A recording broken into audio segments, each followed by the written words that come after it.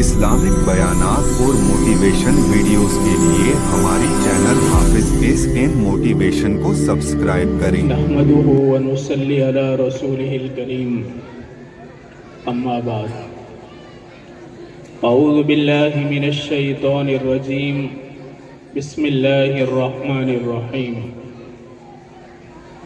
وقالوا لولا نزل هذا القرآن على رجل من القريتين عظيم وقال النبي صلى الله عليه وسلم إذا مات الإنسان انقطع عنه عمله إلا من ثلاثة من صدقة جارية أو علم ينتفع به أو ولد صالح يدعو له او كما قال رسول اللہ صلی اللہ علیہ وسلم۔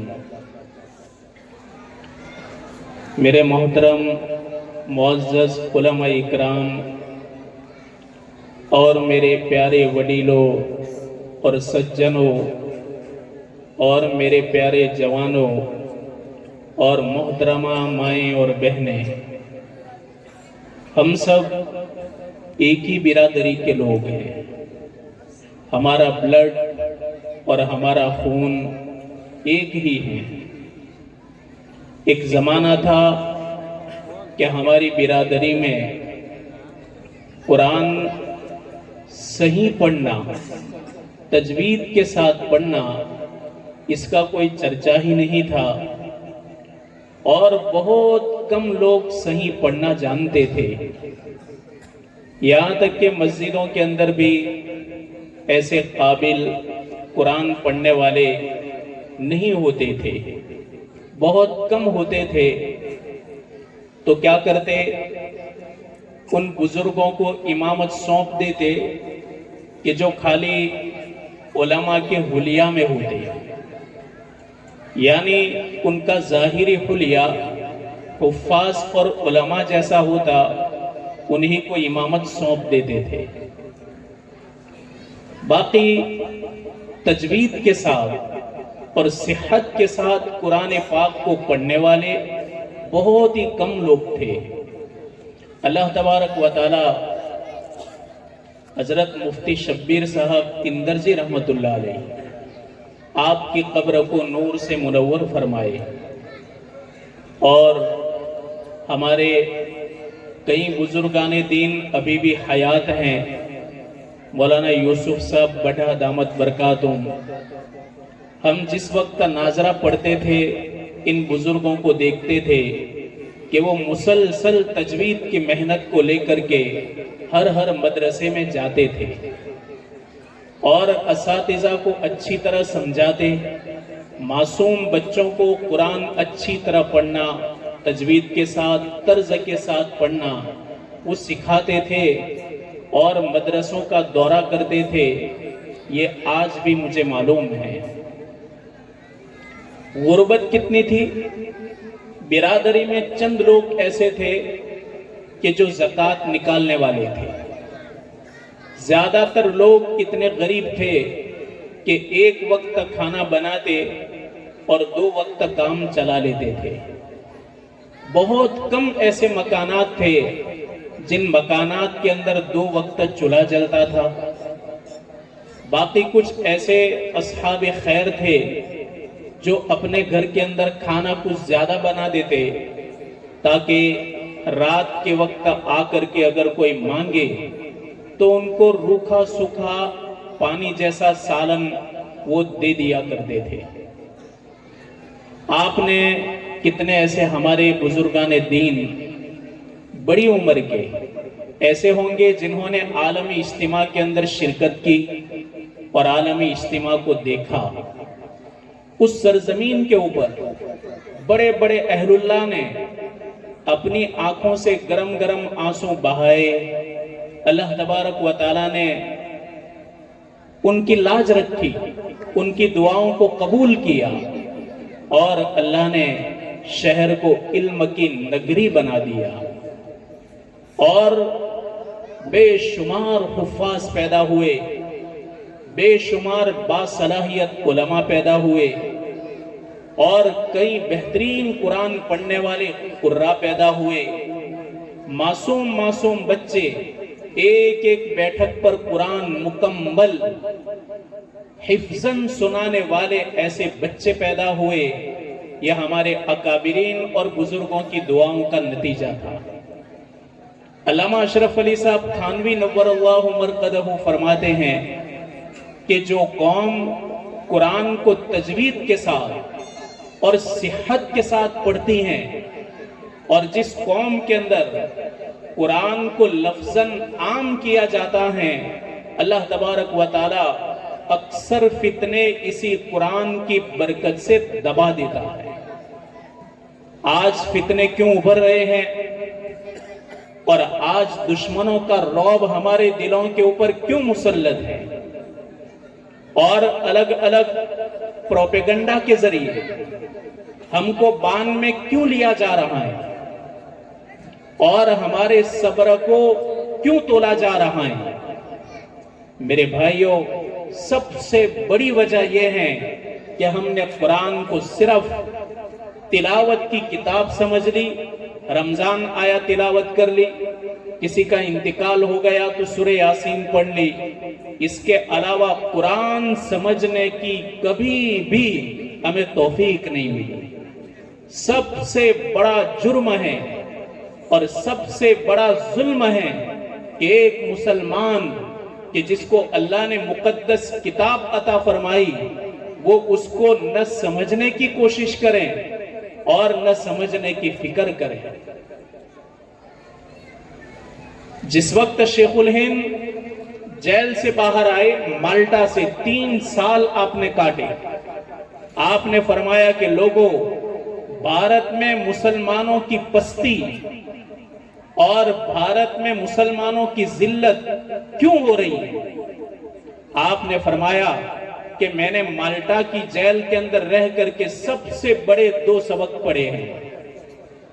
نمبر 1، مسلمانوں کو اگر عزت حاصل کرنی ہے اور مسلمانوں کو اگر خوشحالی دیکھنی ہے تو ان کو 2 فکریں کرنی پڑے گی. نمبر 1، معصوم بچوں کو بہتر سے بہتر طریقہ سے قرآن عام کرو. اتنا عام کہ کوئی بچہ ایسا نہ ہو کہ جو پڑھا لکھا نہ ہو اور جو قرآن کو اچھی طرح نہ پڑھ سکتا ہو.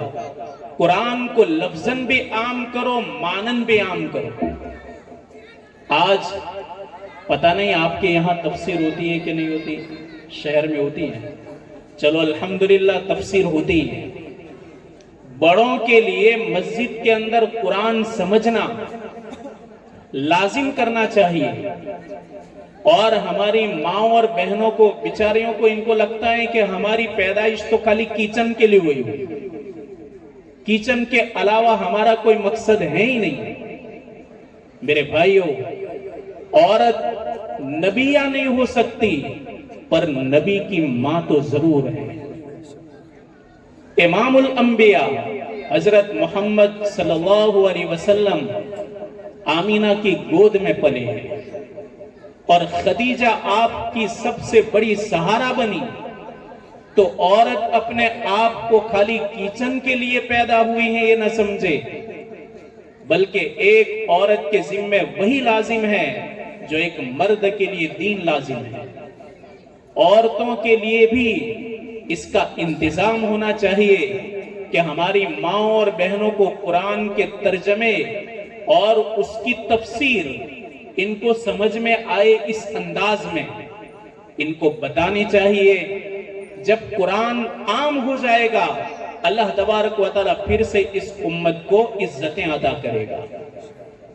دوسری چیز، شیخ الہند نے فرمایا کہ مسلمانوں کا آپس کا اختلاف ہرگز برداشت نہ کیا جائے.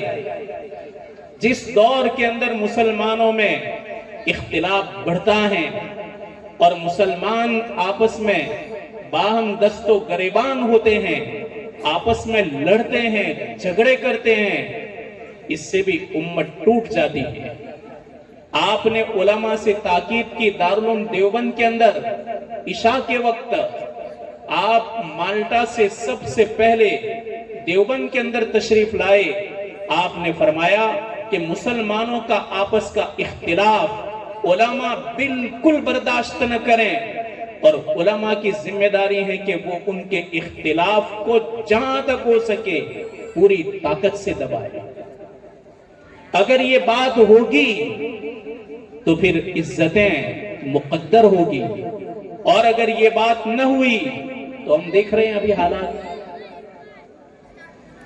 اتنے خطرناک دور سے ہم گزر رہے ہیں۔ تاریخ کے اندر ایسے دور بہت کم آئے ہیں، لہذا ضروری ہے کہ ہماری یہ معصوم نسل کہ جن کی چنتا ہم کو ستا رہی ہے، ان کے فیوچر کو لے کر، ان کے مستقبل کو لے کر، اور ان کی دین کی فکروں کو لے کر، جو علماء رات کے وقت سوتے نہیں اور سوتے ہیں تو چمک کر اٹھ جاتے ہیں، بیدار ہو جاتے ہیں، میرے بھائیوں ایک سے ایک کوالٹی تیار کرنا بہت ضروری ہے۔ اعلیٰ سے اعلیٰ قسم کی کوالٹی ہماری اس نسل کے اندر پیدا کرنا ضروری ہے، تاکہ آگے آنے والے سنگین حالات کا یہ بھرپور مقابلہ کر سکے۔ ہماری سماج نے تو بہت قربانیاں دی ہیں، آزادی سے پہلے بھی اور آزادی کے بعد بھی۔ ہر دور کے اندر حالات کی بھٹی کے اندر اس سماج کو ڈالا گیا، اور علماء نے ہر دور کے اندر اس سماج کو سنبھالا ہے۔ انگریزوں نے اس ملک سے اسلام کو کمزور کرنے کے لیے 3 فارمولے تیار کیے۔ سب سے پہلا فارمولہ انہوں نے یہ اپنایا کہ 3 سال کے اندر 3 لاکھ قرآن کریم کے نسخے انگریزوں نے جلا دیے، 57، 58 اور 59، 18ویں صدی میں۔ نمبر 2، 57 سے 60 ہزار علماء کو پھانسی کے پھندے پر لٹکایا، یہ دوسرا ان کا حربہ۔ نمبر 3، جہاں تک ہو سکے عوام کو علماء سے دور رکھا جائے، عوام اور علماء ان کے درمیان ربط اور کانٹیکٹ باقی نہ رہے، اور عوام علماء سے اتنی نفرت کرے کہ ان کی بات کو سننے کے لیے تیار نہ ہو۔ اگر یہ 3 حربے کامیاب ہو گئے تو انگریز کے وائسرو نے اعلان کیا کہ تب تو بھارت ہمیشہ کے لیے تمہارا ہے، اور یہ سب آج بھی ہو رہا ہے کہ عوام اور علماء کے درمیان دوری رہے، ان کے درمیان ان کے وچار کا تال میل نہ ہو۔ جب یہ کوئی بات مسجد کے اندر بتائے تو ان کی بات ان کے پلے نہ پڑے، آپ ان کو ناستک بنانا آسان ہو جائے گا۔ میرے بھائیوں، اسی ارتداد کو روکنے کے لیے یہ علماء بڑی جد و جہد کے ساتھ پاپڑ بیل رہے ہیں۔ جب تک آپ کا سپورٹ نہیں ہوگا اور جب تک آپ کی مدد ان کے ساتھ نہیں رہے گی تو میرے بھائیوں، آج کے یہ کالے انگریز وہی چاہتے ہیں جو گورے انگریزوں نے کیا ہے، اور ان کی محنتیں ہو رہی ہیں۔ ہم تو مسلمان تو بیچارہ اطمینان سے سو جاتا ہے، کوئی کچھ پڑھی نہیں، ارے یہ بات سنتے ہیں یہی اچھا ہے کہ کم سے کم دین کی بات سمجھ میں آ جاتی ہے، ورنہ کچھ اونچا بولنے میں تھوڑی جھجک لگتی ہے کہ کہیں بات باؤنس نہ ہو جائے۔ تو دائرے میں رہ کر آپ کو بتلا رہے ہیں کہ اللہ تبارک و تعالیٰ نے جب ہم کو اتنی بڑی نعمت عطا فرمائی تو یہ نعمت اتنی آسان نہیں ہے، اس کی قدردانی ضروری ہے۔ انگریزوں کے دور میں جب حالات آئے تو دہلی میں کوئی ایسا عالم نہیں ملتا تھا کہ جو جنازے کی نماز پڑھائے، وراثت کا مسئلہ بتائے، حالات ایسے پیدا ہو گئے۔ اس لیے قرآن کی محنت جتنی بھی ہو، جہاں پر بھی ہو، بہت کم ہے، بہت کم ہے۔ علامہ رشید احمد گنگوئی رحمت اللہ علیہ، انگریزوں نے آپ کو اریسٹ کیا اور آپ کو جیل میں بند کر دیا، مقدمہ چلا تو جسٹس نے آپ کی رہائی کا اعلان کیا۔ آپ ہر دن جیل کے اندر ان مسلمانوں کو قرآن سکھاتے تھے جنہوں نے بچپن کے اندر قرآن ہی نہیں پڑھا تھا۔ ایک آدمی اس کا پورا قرآن ہونے آیا اور کورٹ نے آپ کی رہائی کا فیصلہ دے دیا۔ وہ بیچارہ رونے لگا کہ حضرت آپ تو چلے جائیں گے لیکن میرا قرآن باقی رہ جائے گا۔ علامہ رشید احمد گنگوئی نے فرمایا کہ رشید احمد اس وقت تک جیل سے رہا نہیں ہوگا جب تک تیرا قرآن مکمل نہیں ہوگا۔ آپ نے جیل کی صعوبت کو برداشت کیا، جیل سے باہر نہیں نکلے، آپ نے اس کا قرآن مکمل کروایا، اس کے بعد اس کی رضامندی سے آپ باہر آئے۔ یہ ہمارے بزرگوں کی محنت تھی۔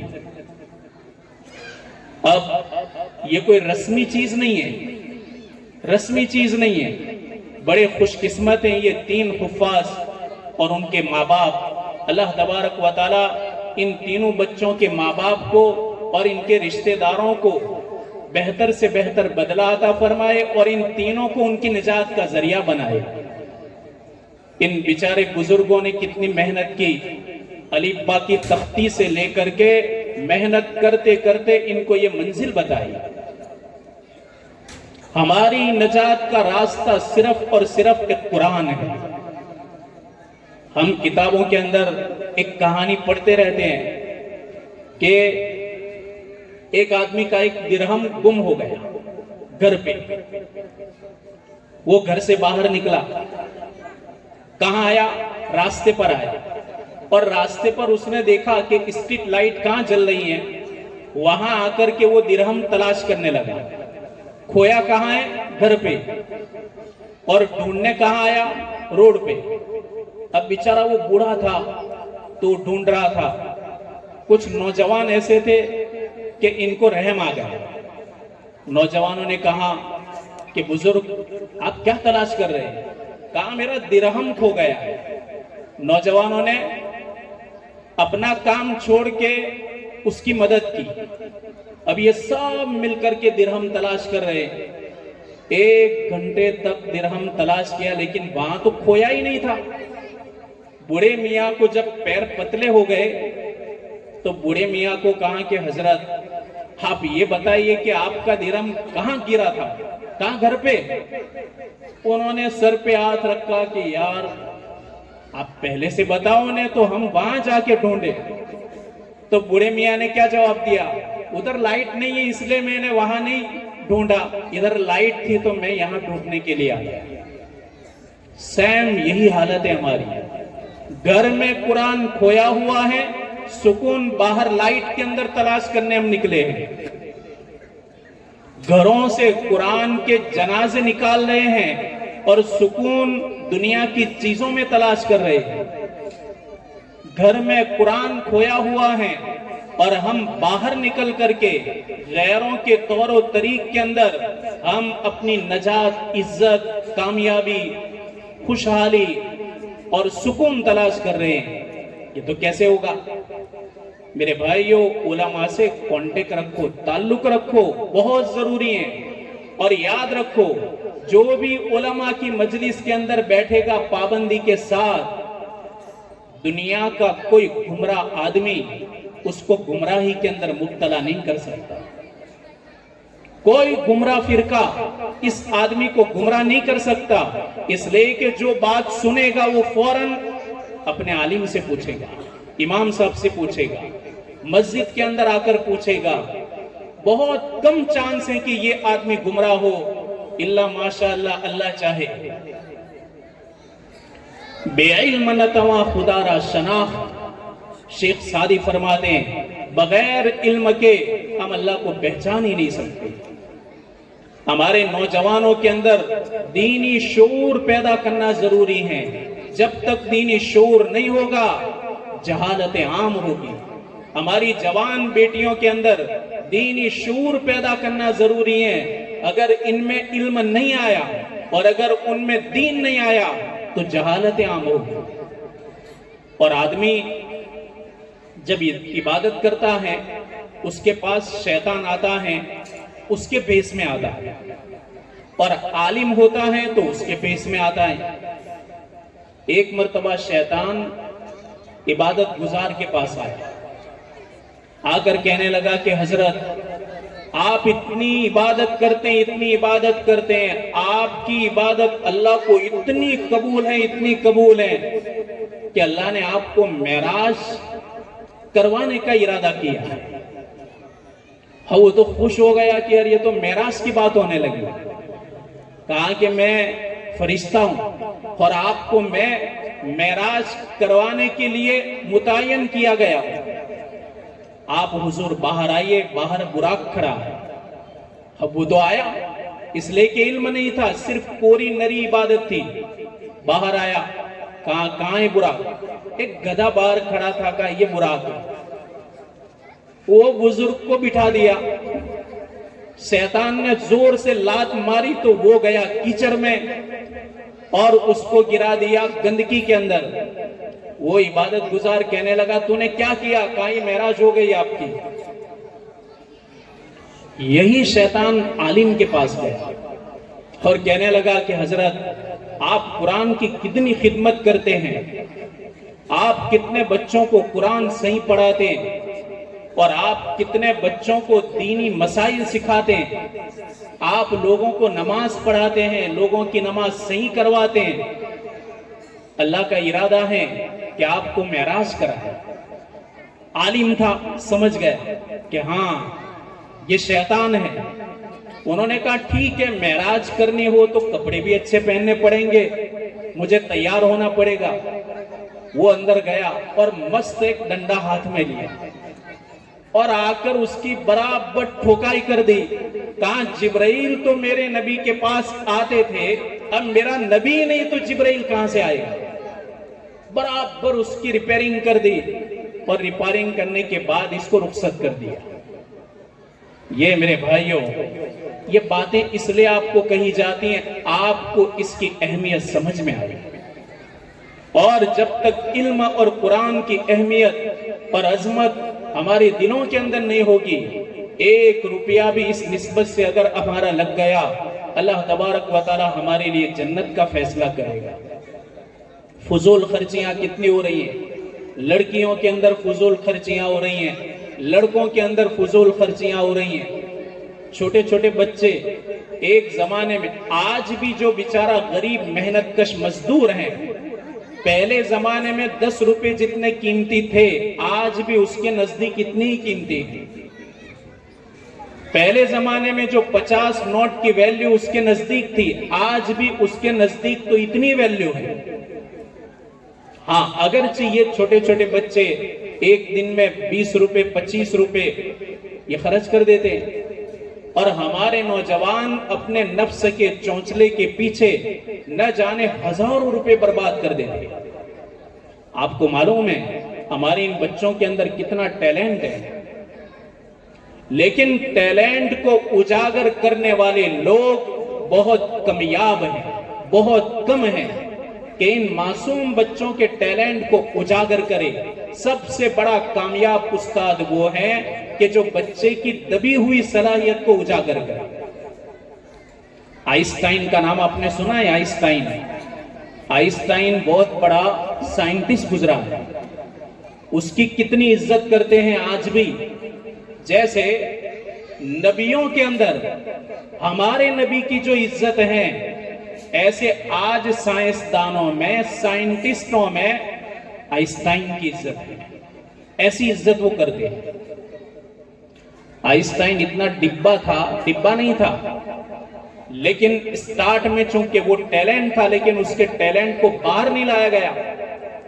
وہ جب اسکول جاتا، بس کے اندر سوار ہوتا، جب ٹکٹ اس کی ملتی اور اس کے بعد واپس پیسے دیے جاتے بچے ہوئے، سائنس وہ آئنسٹائن گنتا، گننے کے بعد کیا کہتا؟ تم نے چوری کر لیے میرے پیسے، مجھ کو پورے پیسے واپس نہیں لوٹائے۔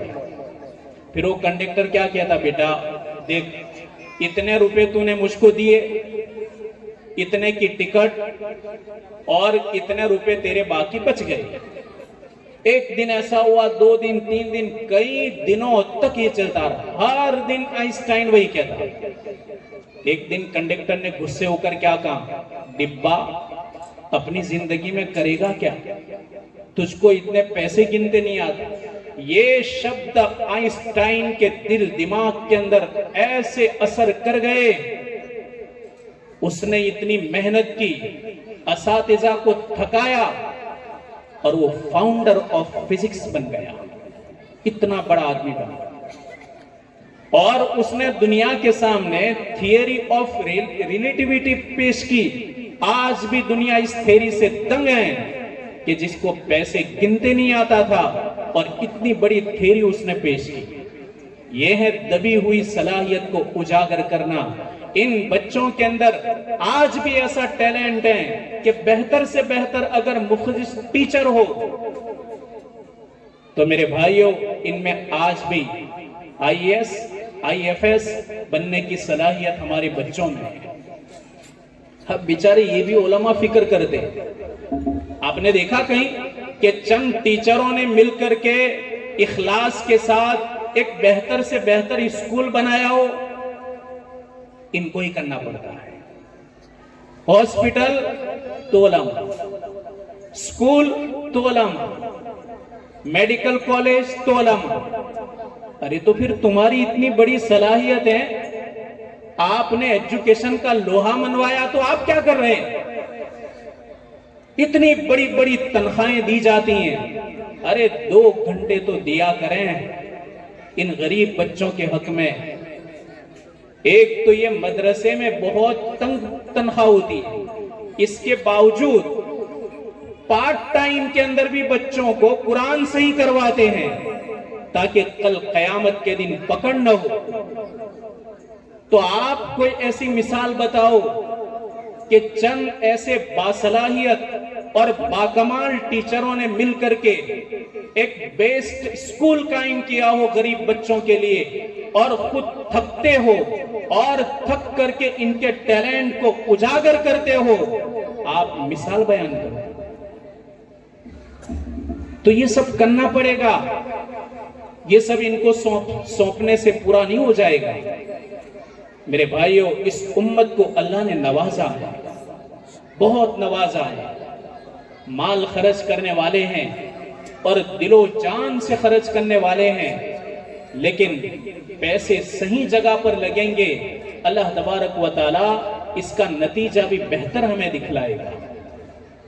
اور قرآن کے حلقے جن مسجدوں میں لگتے ہیں آپ فکر کے ساتھ وہاں ضرور حاضری دیں, اور فکر کے ساتھ آپ بیٹھیں اور قرآن کو سمجھنے کی فکر کریں. قرآن کو نہ سمجھنا بھی بڑا ظلم ہے, اور قرآن کو نہ سمجھنا یہ بھی بڑا سنگین گناہ ہے. حضرت عمر رضی اللہ تعالیٰ عنہ ایک بار مسجد نبی کے پاس کھڑے تھے. ایک رومی آیا.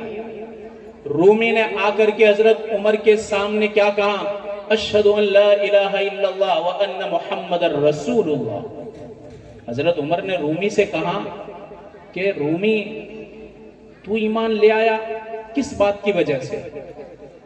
کہا کہ وہ مت پوچھو, بس میں نے آپ کے نبی کو اپنا نبی مان لیا. حضرت عمر نے فرمایا نہیں, کوئی تو بات ہوئی ہوگی, تیرے دل میں کون سے الفاظ اثر کر گئے کہ تجھ کو ایمان کی توفیق مل گئی؟ اس نے کہا دیکھو میں ایک قیدی تھا, میں جیل کے اندر رہا, میں توریت پڑھتا تھا, میں انجیل پڑھتا تھا, میں زبور کی اسٹڈی کرتا تھا, میں الگ الگ آکاشیہ گرنتھ کی میں اسٹڈی کرتا رہا. ایک بار ایک مسلمان قیدی قرآن پڑھ رہا تھا, اس نے قرآن کی ایک آیت پڑھی کہ وَمَن يُطِعِ اللَّهَ وَرَسُولَهُ وَيَخْشَ اللَّهَ وَيَتَّقِهِ فَأُولَئِكَ هُمُ الْفَائِزُونَ. 18ویں پاری کی آیت. یہ آیت ایسی ہیں کہ یہ تمام آسمانی کتابوں کا خلاصہ اور نچوڑ ہے. حضرت عمر نے کہا کہ تو نے اس قرآن سے سمجھا کیا, اور قرآن کی اس آیت سے تو نے کیا اثر لیا؟ کہا کہ دیکھو میں نے سنا وَمَن يُطِعِ اللَّهَ وَرَسُولَهُ کہ جو اللہ اور اس کے رسول کی اطاعت کرے تو اللہ کا نام آیا تو اللہ کا حق آ گیا، رسول کا نام آیا رسول کا حق بھی آ گیا۔ وَيَخْشَ اللَّهَ اللہ سے ڈر، اللہ کا ڈر، یعنی پچھلی گزری ہوئی زندگی جو غفلتوں کے اندر گزری اس کا ڈر دل میں آ گیا۔ وَيَتَّقِهِ اور آئندہ آنے والی زندگی کا بھی ڈر اس کو آ گیا۔ دیکھو پچھلی زندگی، اگلی زندگی، اور اللہ اور اس کے رسول کا حق ادا ہو گیا تو اللہ تعالیٰ کامیاب کر دے گا۔ تو یہ تو تمام کتابوں کا خلاصہ و نچوڑ ہے، بس اتنے پر میں نے ایمان قبول کر لیا۔ اندازہ لگاؤ، یہ ہے قرآن سمجھنا، اس کو کہتے ہیں قرآن سمجھنا۔ قرآن انشاءاللہ سمجھیں گے اللہ تعالیٰ تمام حالات کو بدل دے گا، اور جتنے بھی ہمارے خلاف پروپیگنڈے ہوں گے اللہ تعالیٰ ہر سکیم کے اندر ان کو فیل کر دے گا، ہر موڑ کے اوپر اللہ ان کو فیل کرے گا، اور ہر موڑ کے اوپر اللہ تعالیٰ ان کو ناکامی کا منہ دکھائے گا۔ لیکن شرط ہے کہ مسلمان اسی چیز سے عزت حاصل کرے جس سے اللہ تعالیٰ نے صحابہ کو عزت عطا فرمائی تھی، تابعین کو عزت عطا فرمائی تھی، تبع تابعین کو عزت عطا فرمائی تھی۔ اللہ کا شکر ہے یہاں چھوٹا ادے پور میں ہماری بڑی برادری ہے، اور ماشاءاللہ ہر اعتبار سے اللہ نے نوازا ہے۔ اچھے علماء ہیں، اچھے حفاظ ہیں، سیاست کو سمجھنے والے لوگ ہیں، بہتر ٹیچر ہے، اور اچھے بزنس مین ہیں، سود بوت رکھنے والے لوگ ہیں۔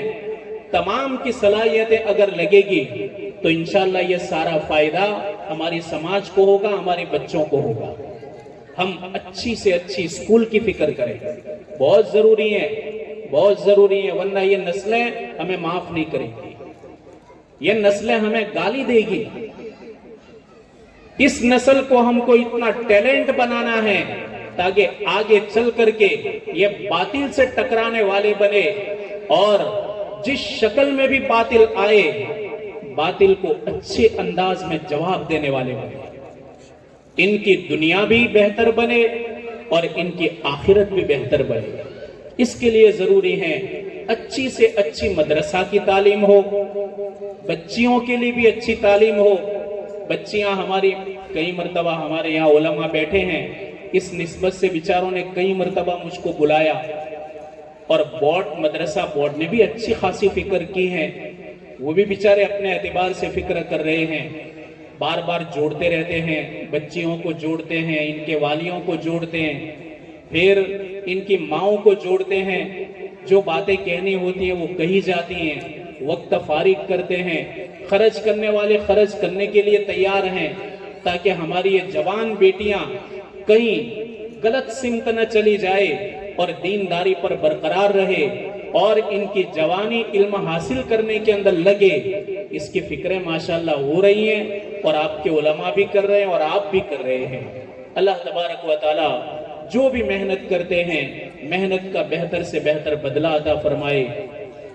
اللہ تعالیٰ آج کے اس اجلاس کو قبول فرمائے۔ بڑے اطمینان کے ساتھ آپ بات سن رہے ہیں، ماشاءاللہ مجمع بھی اتنا بڑا ہے۔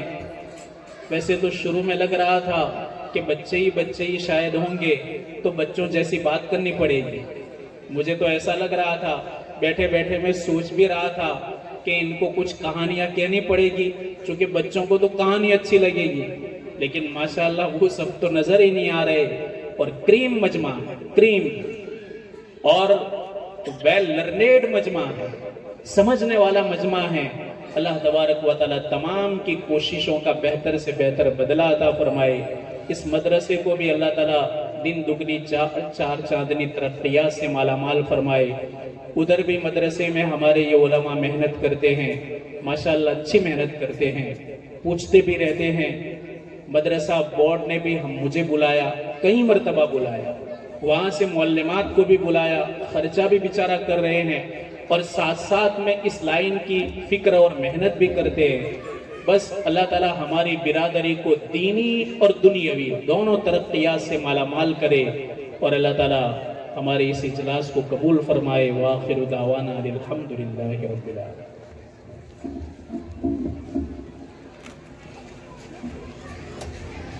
قرآن جیسی عظیم الشان نعمت ہے، اس لیے ہم تحفے میں ان کو عمامے کے ساتھ کلام پاک اور ایسے ہی ان کی زندگی میں خصوصاً قرآن کے لیے رہبر ثابت ہو، ایسے ہی رہبر تراویح اور مخصوص کتابوں کا تحفہ ہم ان کی خدمت میں پیش کر رہے ہیں. سب سے پہلے اس ادارے سے حافظ ہونے والے خوش نصیب طالب علم ہے حافظ اکرام محبوب کے، ہم ان کو دعوت دیتے ہیں.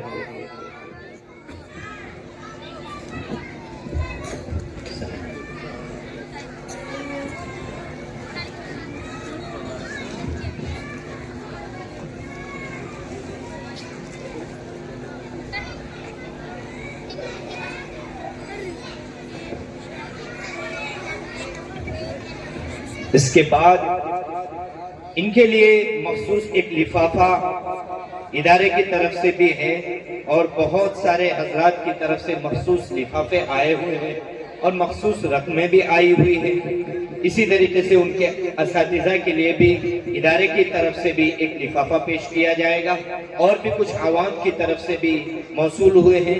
انشاءاللہ وہ بعد میں دیا جائے گا چونکہ وقت بڑی تیزی کے ساتھ چل رہا ہے.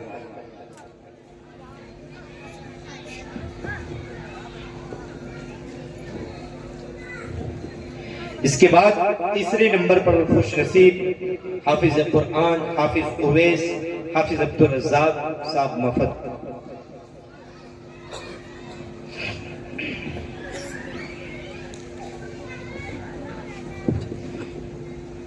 اس کے علاوہ مخصوص انعام کپڑے وغیرہ بھی ان کو پیش کیا جا رہا ہے.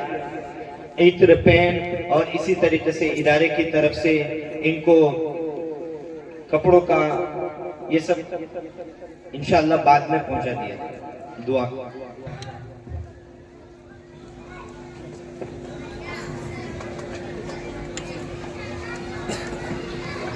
یا رب لک الحمد حمدا دائما مع دوامک ویا رب لک الحمد حمدا خالدا مع خلودک.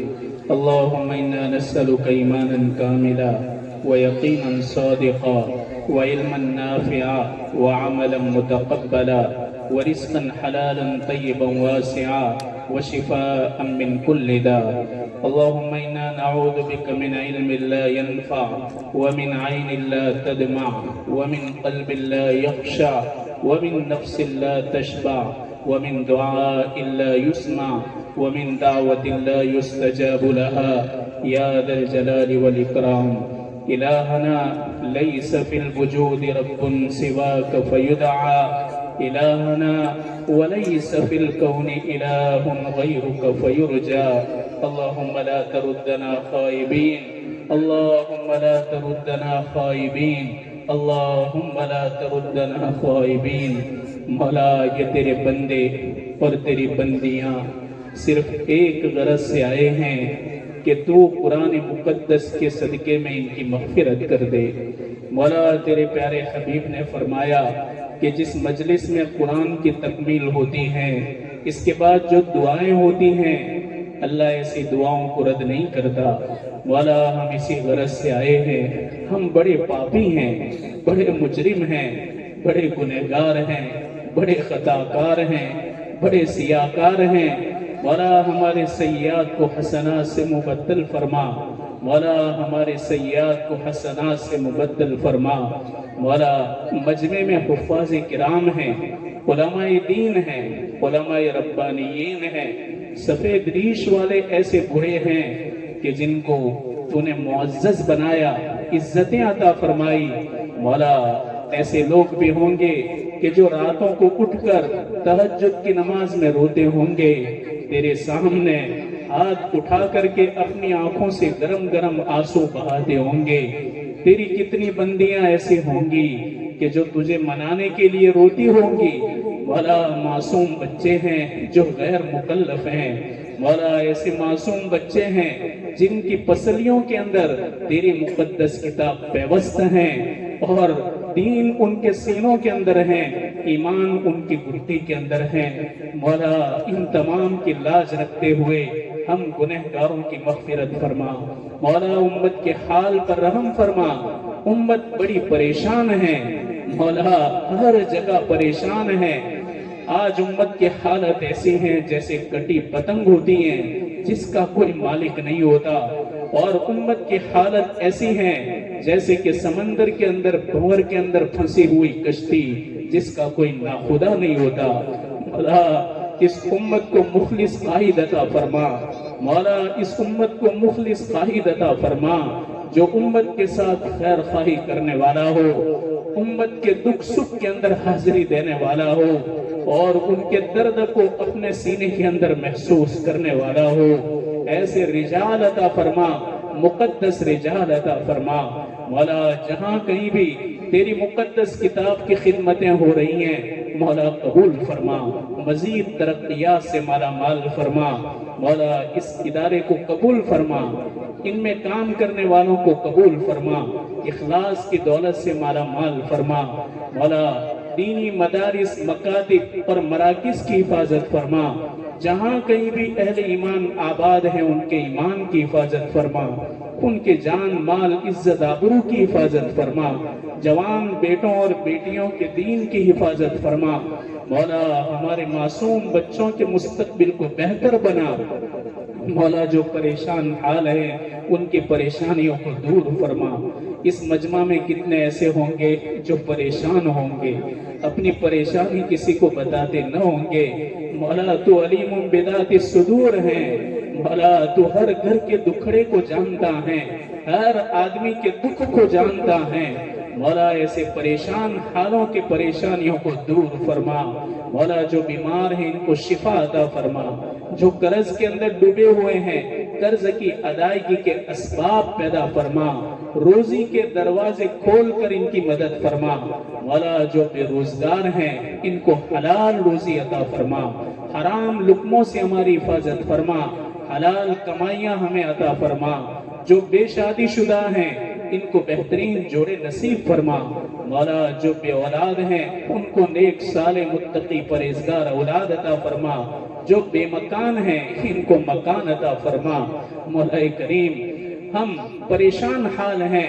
مولا، ہر دن کوئی نہ کوئی امت پر مصیبت ہوتی ہے مولا، ایسی مصیبتوں کے ہم اتنے طاقتور نہیں ہیں کہ جھیل سکے، ہم بڑے کمزور ہیں مولا، ہماری آزمائش نہ فرما مولا، ہمارا امتحان نہ فرما مولا، ہم کچے طالب علم ہیں مولا، ہم امتحان میں فیل ہو جائیں گے مولا، ہم کو غیروں کا تختہ مشق نہ بنا، منکروں کا تختہ مشق نہ بنا مولا، جہاں کہیں بھی معصوم بچے گاجر مولی کی طرح کاٹ دیے جاتے ہیں مولا، ان کا کوئی قصور نہیں مولا کریم، یہ ایسے غیر مکلف ہیں کہ ان کے رونے پر تو آسمان کے فرشتے بھی جوش میں آ جاتے ہیں مولا، ایسے حالات ہم دیکھ رہے ہیں اور ایسی پریشانیاں ہمارے سامنے ہیں کہ رات کو نیند تک نہیں آ سکتی مولا، تمام تر پریشانیوں کو دور فرما مولا، امت کی پوری دنیا کے اندر جہاں کہیں بھی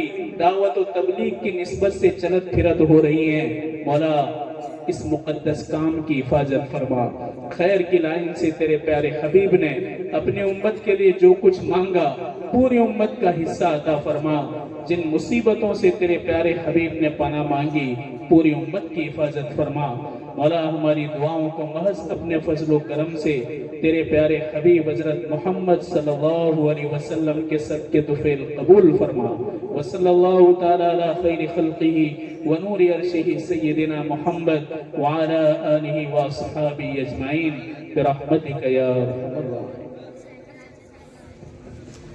مستورات کو نکل جانے دیں پردے کا خیال رکھتے ہوئے، اور نماز انشاءاللہ یہیں پر ادا ہوگی۔ ماشاءاللہ بڑی خوشی ہوئی کہ مجمع نے بڑی دھیان سے پروگرام کو سنا اور پروگرام کو چلایا۔ میں اپنی طرف سے اور ہماری جامعہ پوری برادری کی طرف سے مجمع کا پرجوش استقبال کرتا ہوں اور ان کا شکریہ ادا کرتا ہوں کہ انہوں نے